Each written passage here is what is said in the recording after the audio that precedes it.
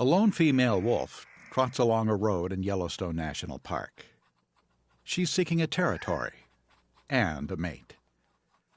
That black male wolf she mated with last winter, she had a pup by him, but she raised it in her parents' pack until disaster struck. Last autumn, a neighboring wolf pack killed her parents, the White-Hayden female, and her mate.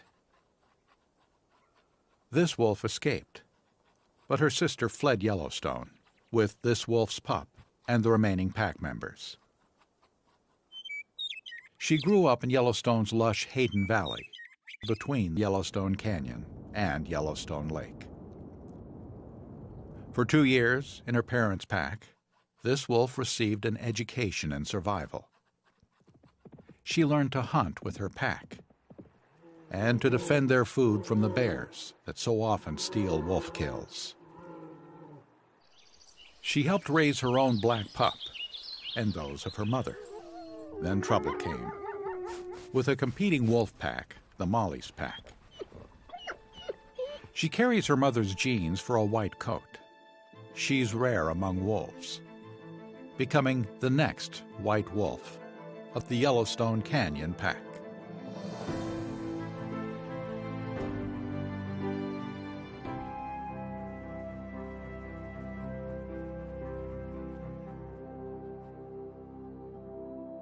But one wolf doesn't make a pack. It starts with 2. And today, she has picked up the scent of other wolves. She's calling for her kind. If a pack answers with a territorial howl, she'll keep silent and leave. But White Wolf has found just what she's been looking for: a male wolf. This wolf will be called Gray Hunter. In the weeks that follow, he will distinguish himself as the pack's Gray Hunter. But White Wolf's important find is one of Gray Hunter's brothers. He's the black wolf she mated with last year. Later, he will be radio-collared and become Wolf 712. The collared gray he dominates is a third brother, Big Gray. White Wolf and 712 wag their tails high. The sign they will be the breeding, or alpha pair, of the new Canyon pack. 712 and his brothers are former Molly's wolves, the pack that killed White Wolf's parents. But for this generation, those rivalries are forgotten. White Wolf and 712 have found each other just in time for mating season. Female wolves can only mate for a week or so. When she is ready, she averts her tail so that he will know. 712 makes it clear to Gray Hunter that he cannot court White Wolf. Even though they are brothers, they are also competitors. There can only be one alpha male. The alpha pair are tied together in the mating process. But Gray Hunter keeps trying. White Wolf may have chosen 712 over his brothers because his dark color could be an advantage to their pups. Researchers have learned that pups from one gray and one black parent have a stronger immune system. So Yellowstone wolves often breed with a wolf of the opposite color. After the tie breaks, Gray Hunter still follows White Wolf.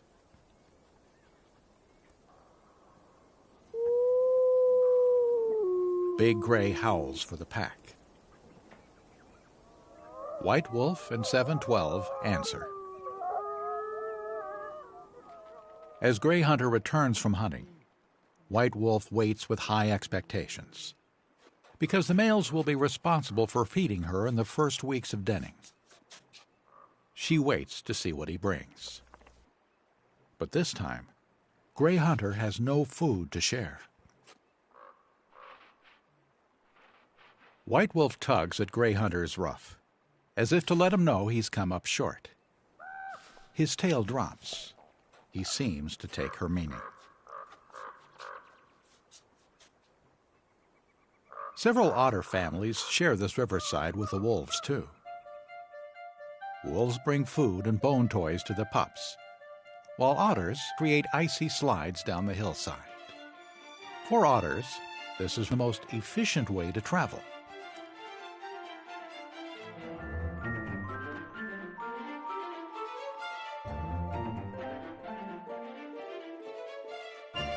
Occasionally, wolves kill otters, but ordinarily the two species coexist.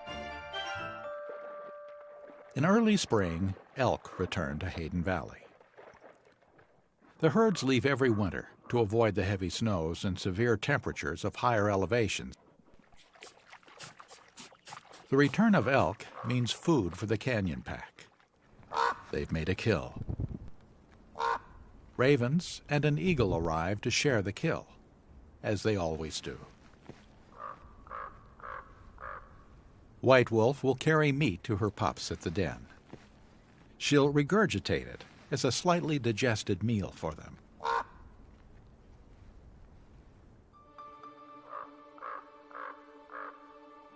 Spring continues to push into Yellowstone and Hayden Valley, where the snow may linger until late May.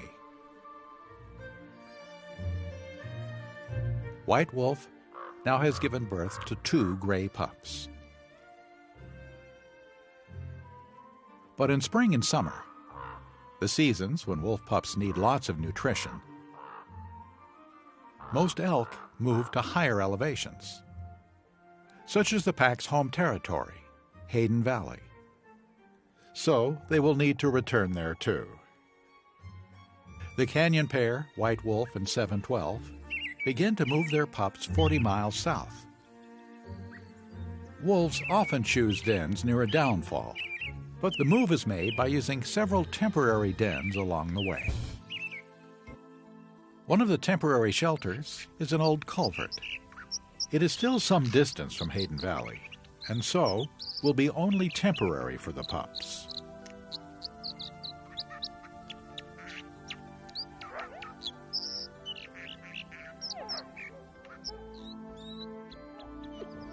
"712 seems restless. He wants to get his pups into a better den, one that is warmer and more secure. 712 has brought food in his belly. He regurgitates meat and the two scarf it down. 712 attempts to pick up one of the pups. Usually a mother wolf is the only one who carries the pups when moving the den.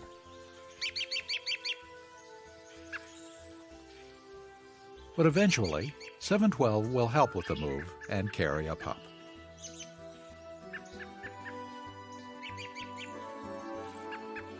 He begins moving his litter to a third den in Hayden Valley, followed by White Wolf.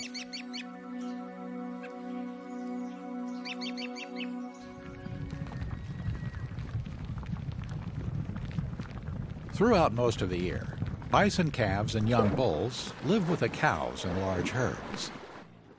The broad Yellowstone River is easily crossed by these excellent swimmers. Water is shed with high kicks and a leaping run.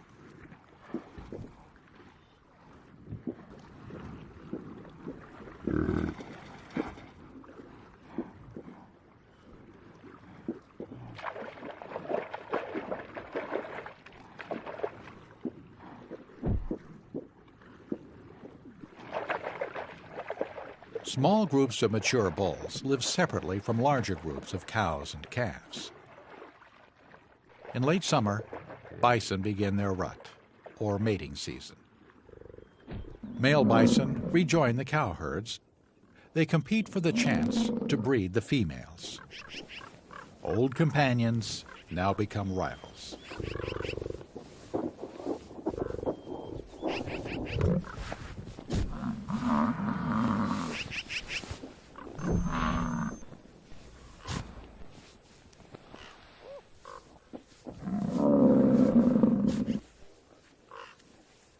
A 2,000-pound bull is a serious and dangerous adversary.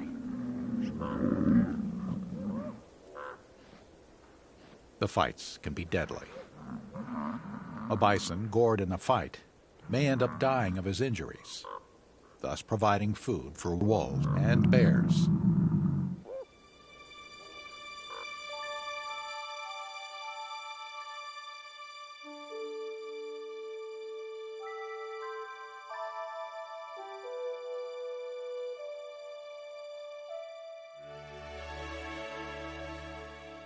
During the night, a bull has died from injuries sustained in a fight. A grizzly bear has found the dead bison. The bear, as usual, takes command of the carcass, which the wolves have killed. The bull weighed 2,000 pounds when alive. Though the bear weighs no more than 700 pounds, he uses leverage and powerful muscle to turn the carcass. The bear's presence forces the canyon pack to wait before they can feed. The carcass attracts a surprise visitor. The large black wolf with a radio collar is the alpha male from the Molly's pack. He is also the father of 712 and Big Gray. So the two males do not attack him as they would an outsider. However, the addition of the large black wolf is no help in running off the grizzly. The two brothers of the canyon pack have not been with the Molly's pack for 6 months. The males still show submission to the newcomer.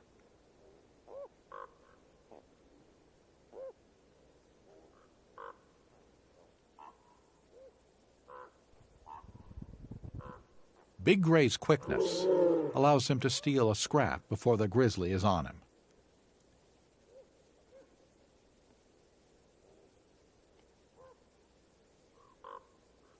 In the heat of the day, a bear will usually retreat to rest in the shade of the forest.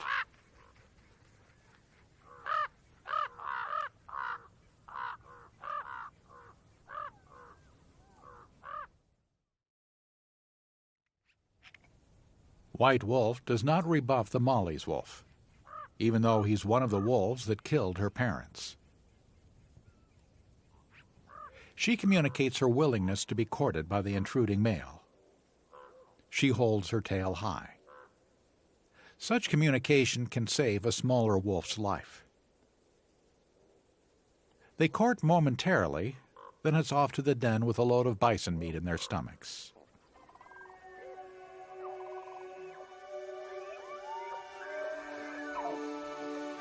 The green grass of summer has turned gold in Hayden Valley.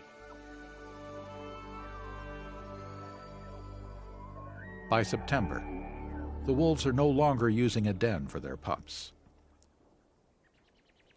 Gray Hunter places his paw over White Wolf. It could be an affectionate gesture, or it may connote dominance or courting. The members of the pack must bond with each other if it is going to remain a stable pack. At times, White Wolf seems to flirt with each of the brothers. Mating is a straightforward biological function. There are no moral judgments in this process, though it is a right reserved to the alpha pair. Only one of the culvert pups has survived. He joins the socializing adults, learning the ways of the wolf. Researchers find that packs with more male wolves have a better chance of winning in a clash with another pack. White Wolf has seen how wrong things can go in a conflict. She saw her parents killed in a battle with the Molly's pack. Wolves are constantly reinforcing their social bonds. Mostly wolves depend on getting along.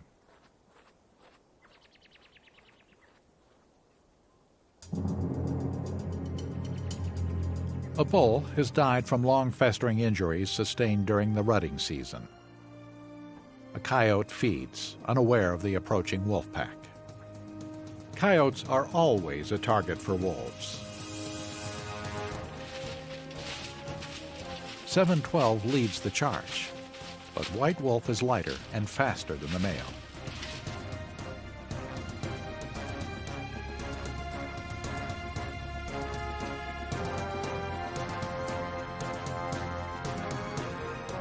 run down and kill the smaller canid if they can catch it.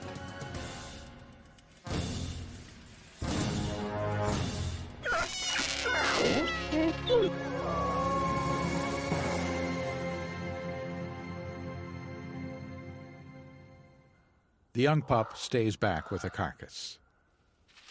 The pack runs in to claim their prize and immediately begin to feed on the carcass. They never know when a grizzly might arrive. This grizzly shows the signs of many encounters with other large bears, tattered and missing ears being the evidence. But he is still powerful and takes over their kill.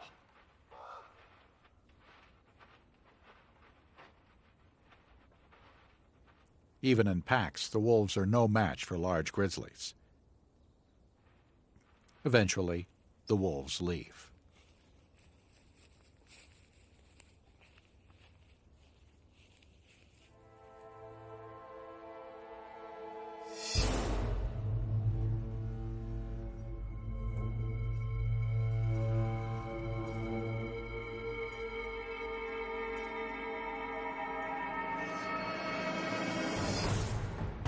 Gray Hunter tests a cow and her calf.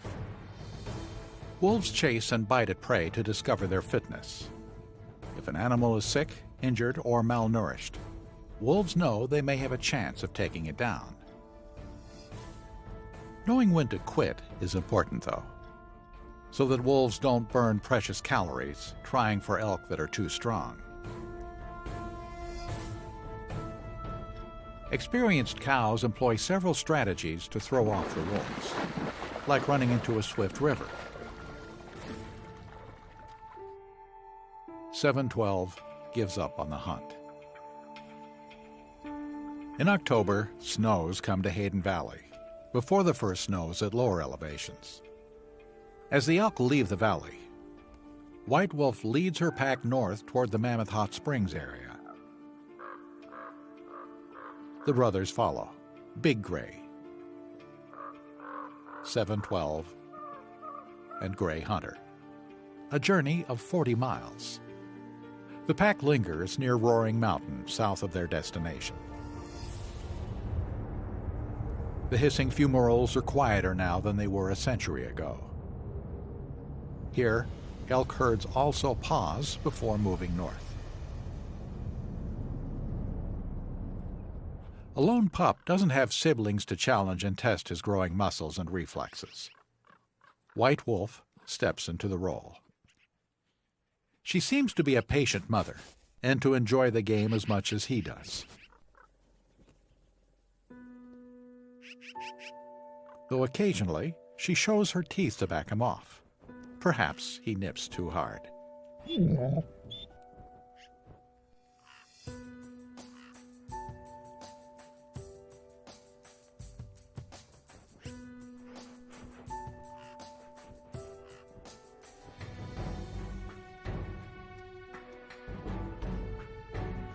Gray Hunter pursues a lone cow elk.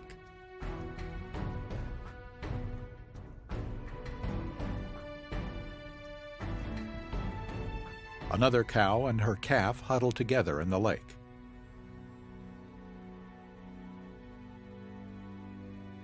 When the elk plunges into the water, she is submerged in freezing surroundings, temperatures in the 30s.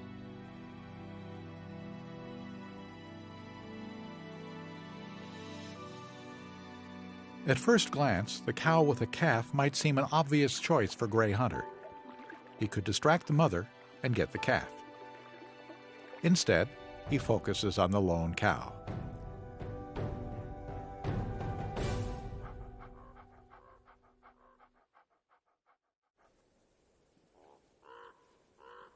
The cow must leave the lake, or she may suffer hypothermia. On land, the wolves attack.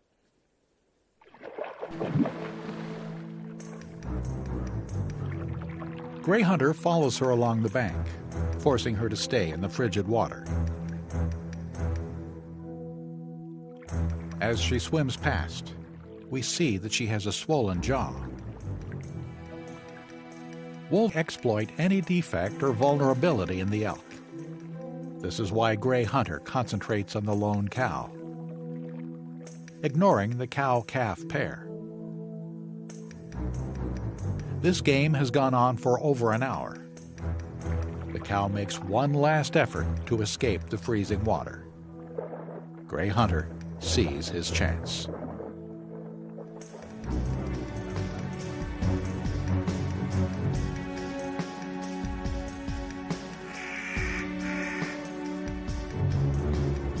The wolves pursue the cow and kill her in the trees.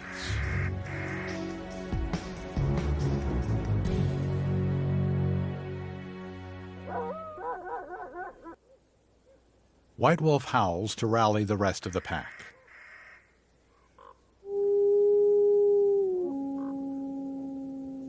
Thanks to Gray Hunter, the pack now feeds again. Along with her pup, White Wolf plays with Gray Hunter. The pup finds an opening to attack the flanks of his distracted mother.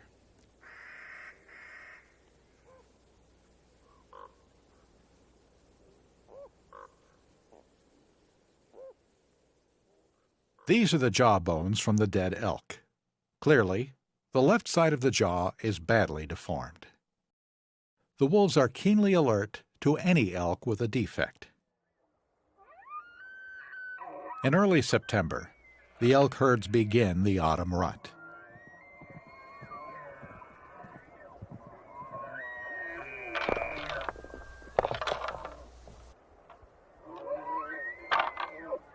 By the end of October, exhausted bulls may not recover well enough to endure winter stresses.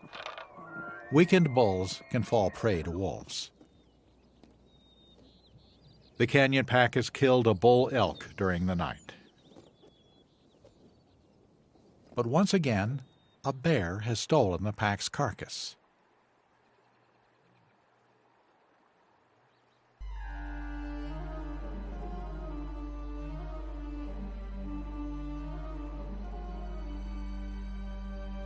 The bear hovers over the carcass, ready to defend it.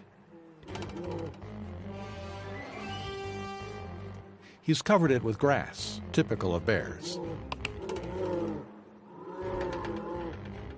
claiming that this carcass is now his.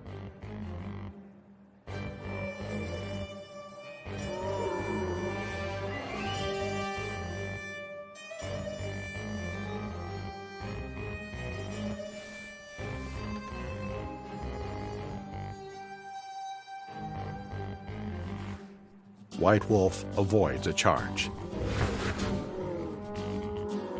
But the bear will not be driven from this carcass.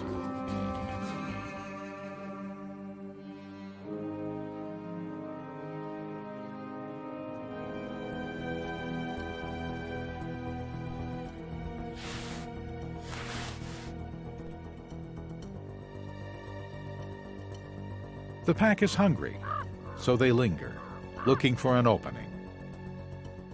Gray Hunter chews on a stray bone as a hungry pup approaches.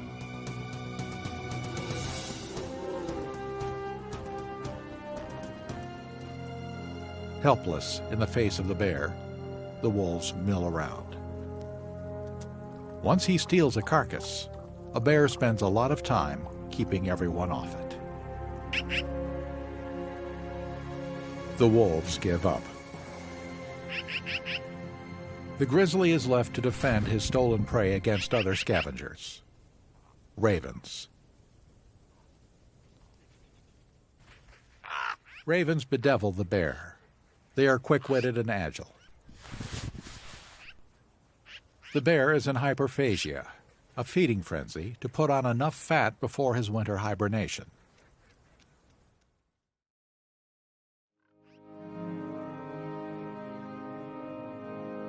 Other animals are on the move. Bohemian waxwings flock up and fly to lower elevations for the winter. Even in the bird world, individuals can show aggressiveness.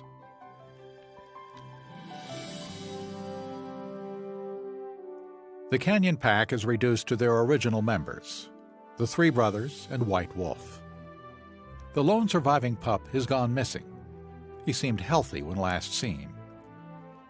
Usually about 50% of the new pups survive into their first winter. His loss is a mystery. The canyon pack is on the move again, in the endless pursuit of food. Any pack that lives in Hayden must solve the problem of getting prey in winter.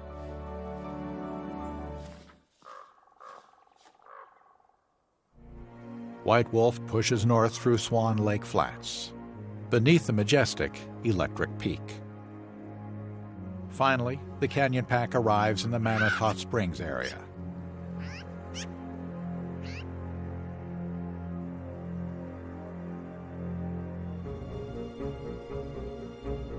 White Wolf has traveled many of the park roads, and some of those lead to wintering elk.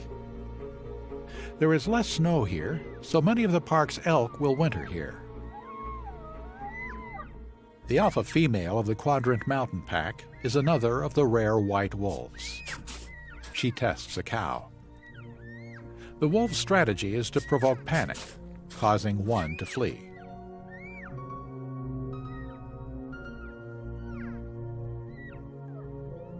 Facing a bunched group of cow elk, the wolves have little chance of a kill. The Quadrant Mountain wolves give up.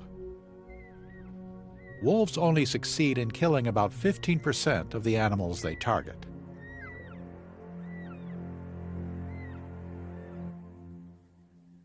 Dawn finds White Wolf near houses at Mammoth Hot Spring.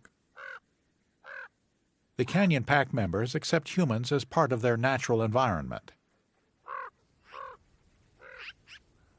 The pack returns to a kill made near the Mammoth area.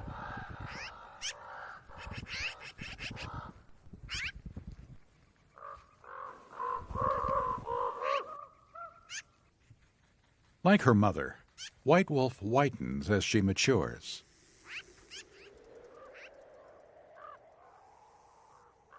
.712 is also showing gray around his muzzle. .712 relies on his brothers, but he's always vigilant about keeping them separate from his mate during breeding season.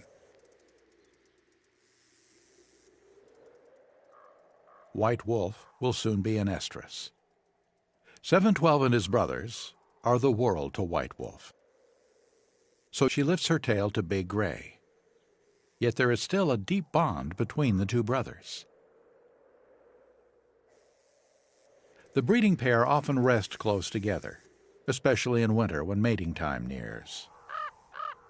Full now and dozing, the wolves ignore the scavengers at their carcass nearby.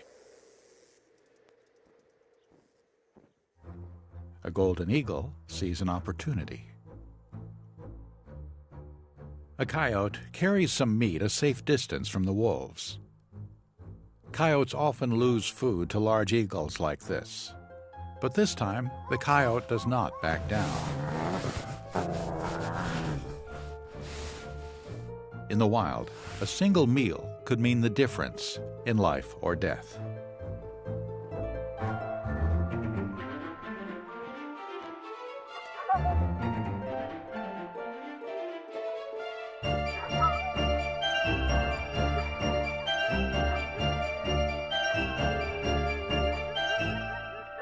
In this case, the coyote wins.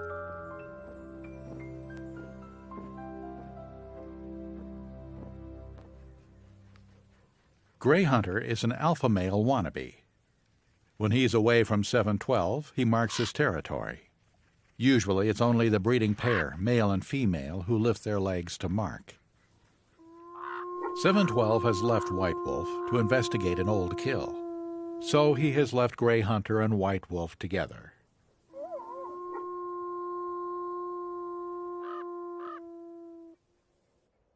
Gray Hunter hopes to court White Wolf. It's his chance to become alpha for the day.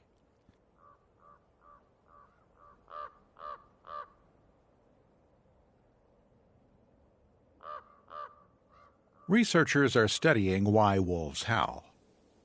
To locate each other, bond as a group, claim territory, or for other reasons known only to wolves. One reason seems to be to rally the pack. Separated members can locate unseen members. Big Gray joins 712 in calling the two missing members. Gray Hunter responds by leaving White Wolf to rejoin his brothers.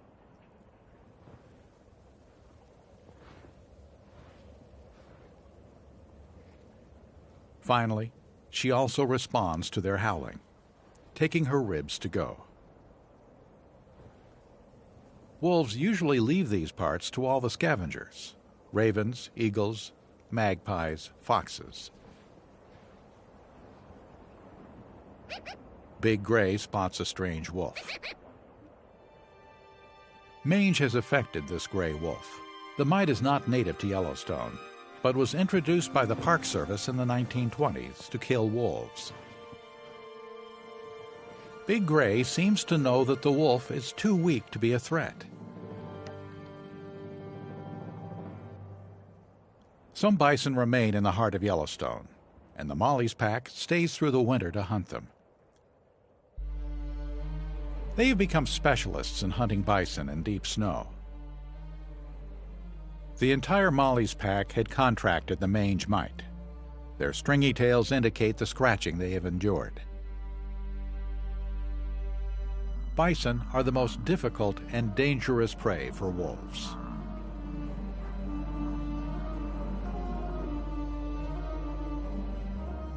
Eventually, all the Mollies would survive the cold, but also have thick, healthy new coats, even as they continued to prey on bison.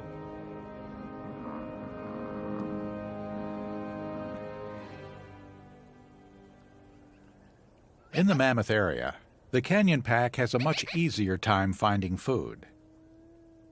White-tailed deer are a smaller prey which winter here.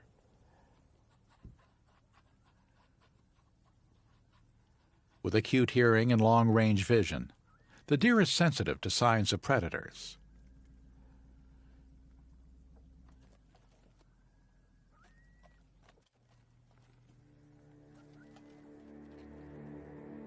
Gray Hunter, White Wolf, and 712 make a run up the hill in pursuit.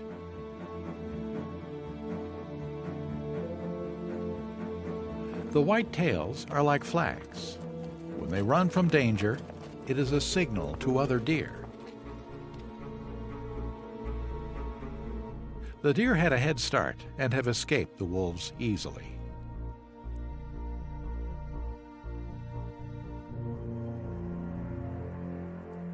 The deer are not a primary prey for the wolves of Yellowstone.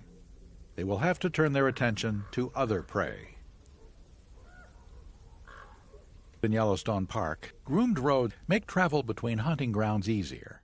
Traveling in deep snow has an energy cost that the wolves can now avoid. Now, most elk move to higher elevations.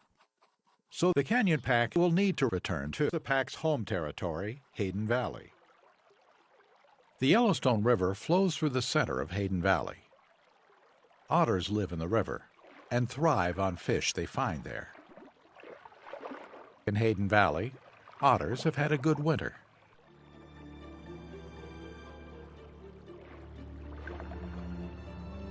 Sometimes, two otter families will meet.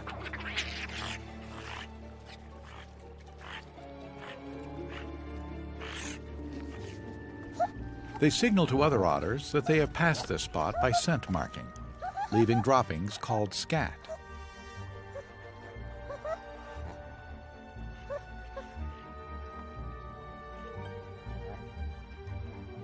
Capturing fish is, for them, easy and the primary item in their diet.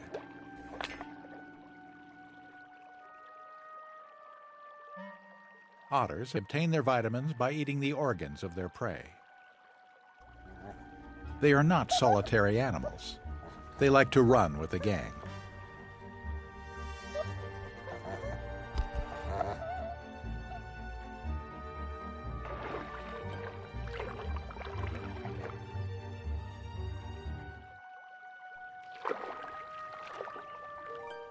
The scat droppings are territorial messages for other otters.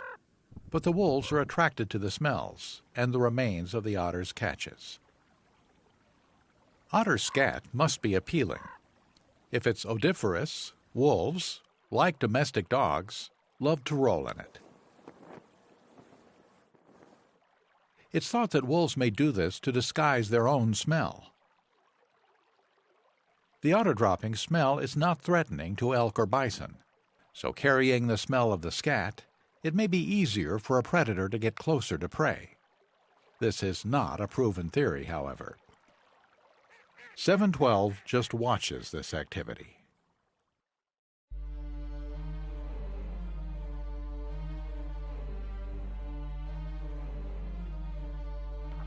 Elk return to Hayden Valley on spring migration. With pups on the way, White Wolf needs plenty of food. 712 begins a hunt.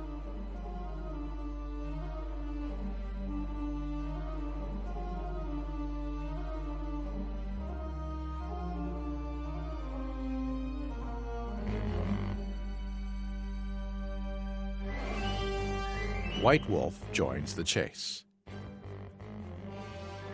Usually the big males jump at the throat of the elk. Females attack the hindquarters. Gray Hunter sprints in.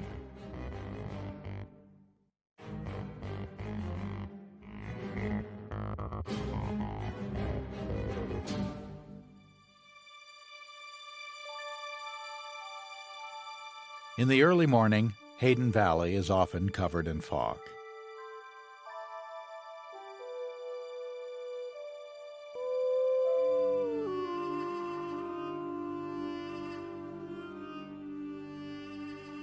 This bear has newly emerged from hibernation. 712 persists in hanging around, trying for a bit of the carcass. The bear says, "No way."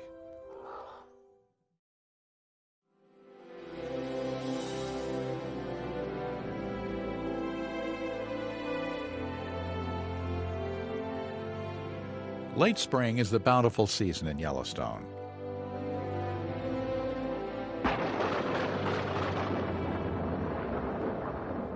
Snows give way to rains, and snowmelt waters the grasses, trees, and wildflowers. Every form of life hurries into bloom or birth. Mammals come into labor at this season, so their young can make the best of the short growing season. For ungulates like elk, the race is to birth and raise calves while there's plenty of fresh young vegetation. Wolves may take elk calves, but the amount of food that provides is small. Before the calves are old enough to join their herds, the cows hide them in downfall and grasses. Bears have learned to hunt these newborns before they are 7 days old, when they become able to run. Bears kill more elk calves than any other predator, more than the wolves kill.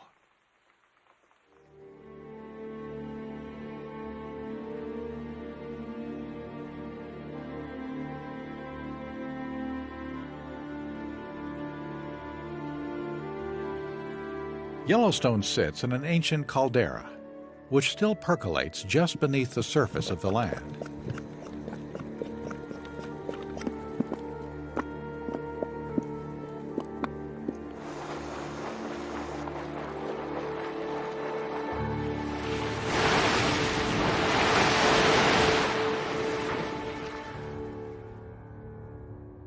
For wolves, spring is a hard season. The elk become strong and can run unhindered now by snow. It is a crucial time to make a kill. White Wolf is back at the den, nursing pups. So the three brothers are on an endless quest for food.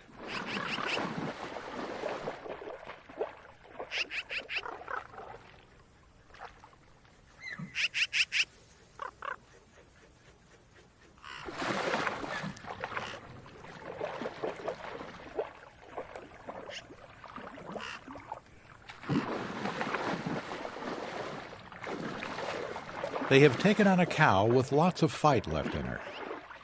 Yet something tells the brothers she is vulnerable. 712 fastens on her throat. Gray Hunter hangs on, though he's nearly drowned. Big Gray arrives to help.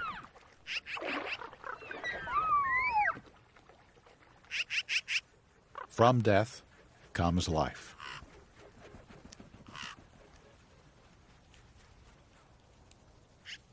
An eagle scans for mobs of ravens and magpies that usually get to a carcass first.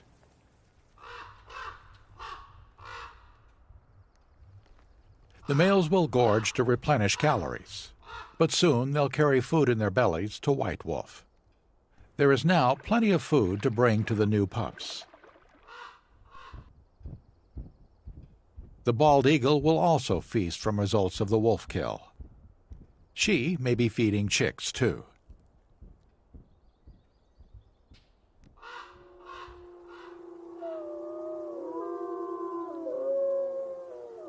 For the next 4 years, White Wolf and 712 have litters together. They will travel Yellowstone's roads to drier elevations and then back again, the seasons dictating where they will raise their family and where they will hunt elk. In 2012, mange ran through the canyon pack. Some died, but White Wolf and 712 survived to raise yet another litter of pups. The howl of the pack echoed over the valley. Another generation of canyon pups have grown into yearlings. The mange mite has visited every wolf pack in northern Yellowstone. The mite burrows into the skin and causes scratching, to where the hair may fall out. Wolves can recover to have a healthy coat once again, but the infection can last quite a long time.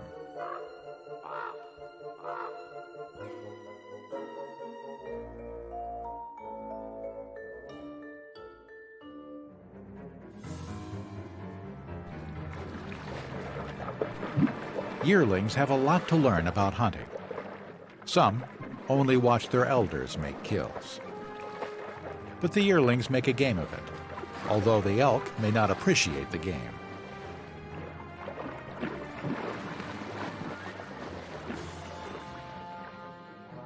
The yearlings are full of energy, and the game may last half an hour as the yearlings explore their hunting skills.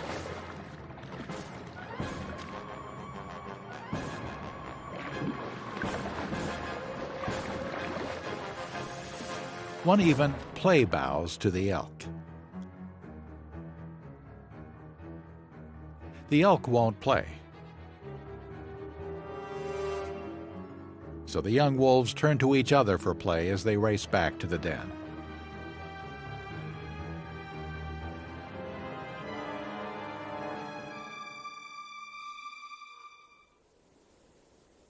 Gray Hunter still brings home meat. He's found a bison cow in trouble. Though sick and dying, this cow outweighs the wolf. Standing, she can deliver fatal kicks when she faces him, so he cannot attack. But experience tells him she is too weak to fend him off.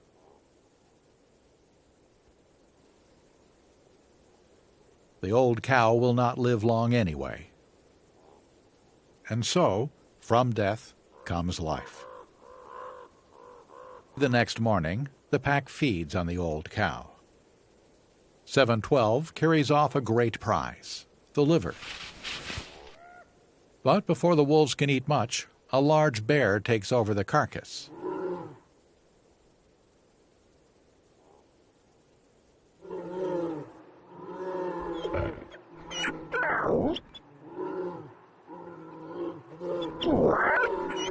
The wolves are well practiced in running off grizzlies. But just as the large bear gives up, a 3-year-old subadult bear arrives. He is half the size of the big male. Wolves do not ingest much plant food. They obtain their vitamins by eating the organs of their prey. Wolves and bears are seldom seen eating side by side. This bear shows no aggression toward the wolves, and this behavior, along with its small size, allows the two species to feed side by side. They allow him to share the meal with them, most unusual in the world of the wolf. This is one of the last kills Gray Hunter gives to the canyon pack. He'll soon leave to make his own way in the world. Without a radio collar to identify and locate him, he is soon lost to Yellowstone researchers and observers. But each year, White Wolf and her mate continue to produce and nurture pups. Some thrive, and then, like Gray Hunter, leave.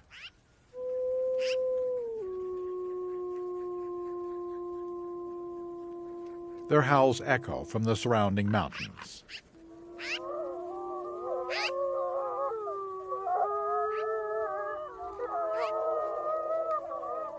Because their territory is so narrow and bounded by larger packs, and because they live in such a forbidding climate, the canyon pack never grows very large. The litters are small compared to other packs in Yellowstone, and yearlings seem to leave the pack more frequently.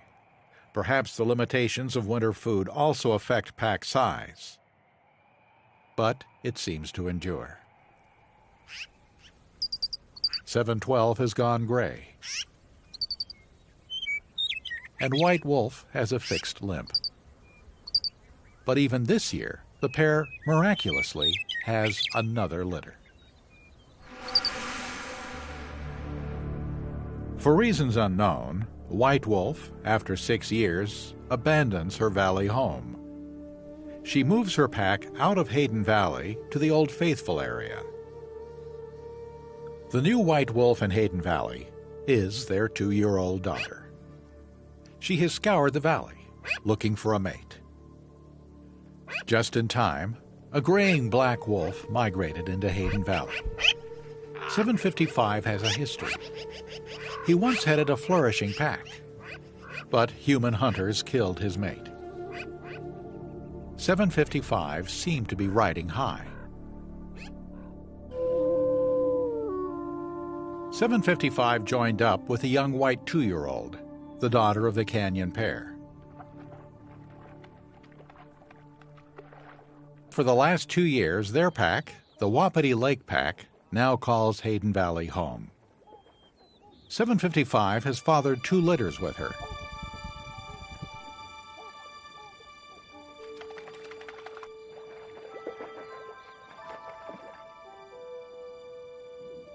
In the summer of 2016, the lives of 755 and his Wapiti mate take an unusual turn. The pack began the summer in harmony. 755 had aged, but he seemed an avid father. With only 2 adults and a well-trained yearling, the parents managed to feed 4 new pups.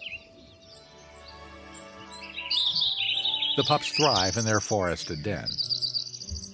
But one pup retreats into the trees.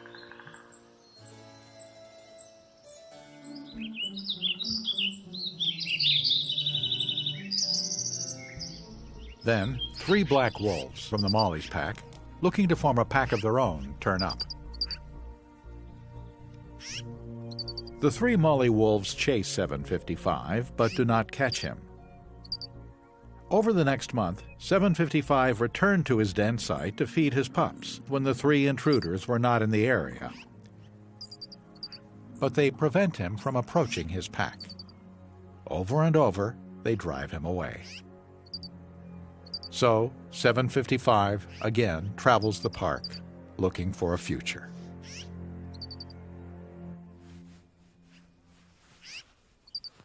In their first encounter, the female Wapiti yearling tests one of the invading males and finds him acceptable. Since 755 was chased away, she accepts these males, who were formerly a threat to her. The alpha female courts the new males, even bringing her 4 pups to the introduction. In a move that has never been documented in Yellowstone wolf history, the white alpha female takes up with the 3 young males, even though her mate is not dead.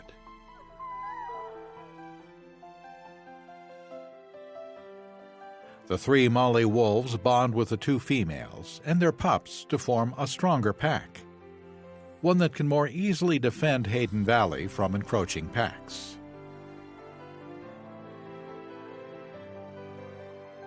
The Wapiti pack is now the 3rd pack that has called Hayden Valley home, and the 3rd led by a white daughter. The Kenyan white female still comes to Mammoth in the winter, and her daughter now leads a pack in Yellowstone once again. Hayden Valley is now the home of a 3rd family led by a white female. The granddaughter of the original white wolf, she now leads 9 wolves. A new family to continue the call of the wild in Yellowstone National Park.